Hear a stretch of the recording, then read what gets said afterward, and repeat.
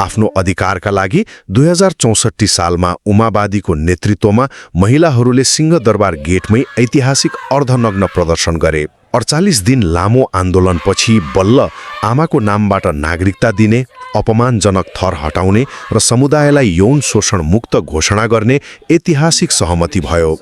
तर के कागजमा गरिएको एउटा घोषणाले मात्रै शताब्दीौँदेखिको घाउ निको भयो त? अन्त्यमा आजको यथार्थ हेरौँ। अहिले उमावादी प्रदेश सांसद र भर्खरै सीतावादी सङ्घीय मन्त्री बनेर नीति निर्माण तहमा त पुग्नु भएको छ, जुन एकदमै राम्रो कुरा हो। तर ग्राउन्ड रियालिटी अझै फरक छ नि। समुदाय अझै भूमिहीन छ अनि खोला किनारमा गिट्टी कुट्न बाध्य छ।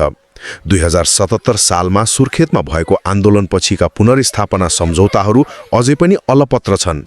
एकातिर मन्त्रीपद अनि अर्कोतिर गिट्टी कुट्दै गरेका भूमिहीन हातहरू। साँच्चै भन्दा यो कस्तो खोक्रो पुनर्स्थापना हो? पदीय पहुँचले मात्र वादी समुदायको उत्थान सम्भव छैन। यसका लागि राज्यको इमान्दारिता र समाजको हेर्ने दृष्टिकोणमै आमूल परिवर्तन हुनै पर्छ।